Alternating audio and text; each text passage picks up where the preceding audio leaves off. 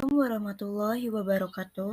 Perkenalkan, nama saya Aisyah Datun Aini, mahasiswa S1 Keperawatan Fakultas Ilmu Kesehatan dari Universitas Nasional, tahun 2001-2022. Salam sehat untuk semuanya. Apa sih pengertian preeklamsia itu? Preeklamsia adalah kondisi peningkatan tekanan darah disertai dengan adanya protein dalam urin. Kondisi ini terjadi setelah usia kehamilan lebih dari 20 minggu.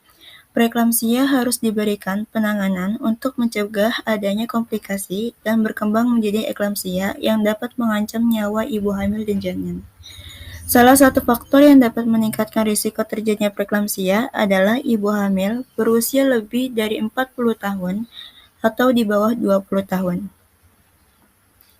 Secara umum, klasifikasi preeklamsia terdiri dari dua, yaitu preeklamsia ringan dan berat. Preeklamsia ringan terdiri dari kenaikan tekanan darah diastolik 15 mmHg atau lebih dari 90 mmHg dengan 2 kali pengukuran berjarak 1 jam atau tekanan diastolik sampai 110 mmHg. Yang kedua, kenaikan tekanan darah sistolik 30 mmHg atau lebih mencapai 140 mmHg. Yang ketiga, protein urin positif 1, edema umum, kaki, jari, tangan, dan muka, kenaikan berat badan lebih dari 1 kg per mg. Selanjutnya yaitu preeklamsia berat. Preeklamsia berat terdiri dari yang pertama, tekanan diastolik lebih dari 110 mmHg. Yang terakhir, protein urin positif 3, oliguria, urin, 5 gram per liter, hiperrefleksia, gangguan penglihatan, nyeri epigastrik, terdapat edema dan sianosis, nyeri kepala, serta gangguan kesadaran. Preeklamsia umumnya berkembang secara bertahap. Tandai gejala yang akan muncul seiring dengan perkembangan preeklamsia, yaitu yang pertama, adanya hipertensi, yang kedua, adanya sesak nafas, yang ketiga, sakit kepala parah, yang keempat, berkurangnya volume urin, yang kelima, gangguan penglihatan seperti buram, penglihatan menjadi kabur, sensitif terhadap cahaya. Dan yang keenam, mual dan muntah. Ketujuh, rasa nyeri pada perut bagian atas. Kedelapan, meningkatnya kandungan protein pada urin atau proteinuria. Kesembilan, gangguan fungsi hati. Kesepuluh, pembengkakan pada telapak kaki. Bukan hanya pada telapak kaki saja, tapi juga pada pergelangan kaki, wajah, dan tangan. Dan yang terakhir, berkurangnya jumlah trombosit dalam darah.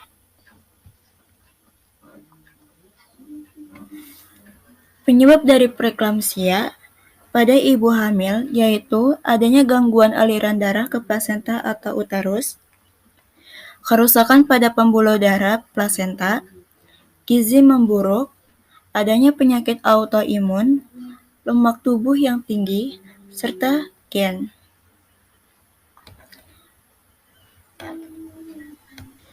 Faktor risiko yang ditimbul oleh ibu hamil pada penyakit preeklamsia yaitu adanya kehamilan pertama.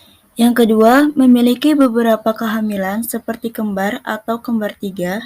Yang ketiga yaitu kehamilan mula. Kehamilan mula ini adalah kondisi abnormal yang meniru kehamilan normal tetapi sebenarnya tumor.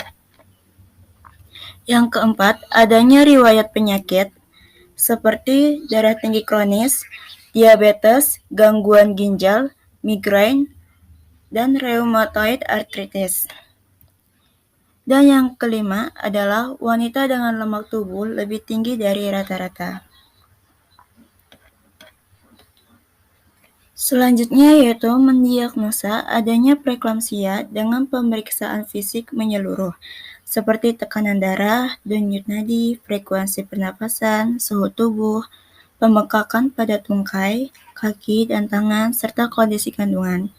Jika tekanan darah ibu hamil lebih dari 140 atau 90 mmHg pada 2 kali pemeriksaan dengan jeda waktu 4 jam, akan dilakukan pemeriksaan penunjang berikut, seperti tes urin, tes darah, ultrasonografi, USG Doppler, dan non-stress test.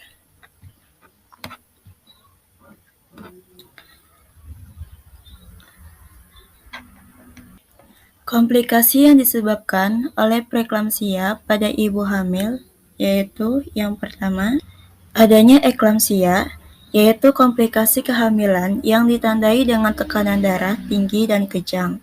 Yang kedua, kerusakan organ seperti edema paru, gagal ginjal, dan gagal hati.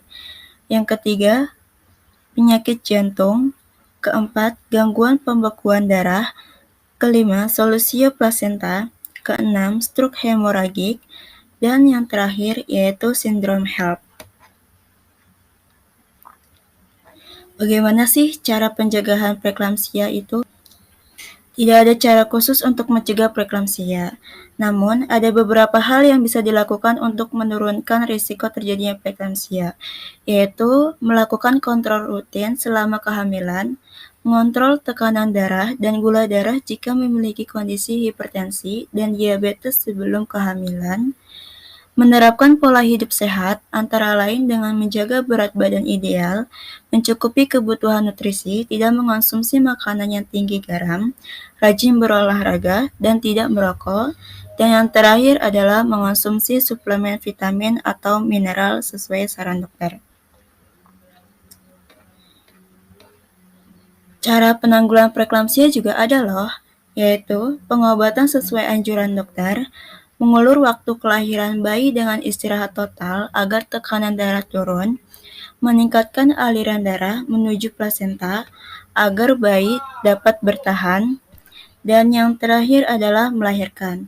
Pada preeklamsia parah, dokter akan menganjurkan kelahiran prematur untuk mencegah yang terburuk bagi janinnya. Sekian dari saya. Terima kasih. Wabillahi taufiq wa hidayah. Wassalamualaikum warahmatullahi wabarakatuh.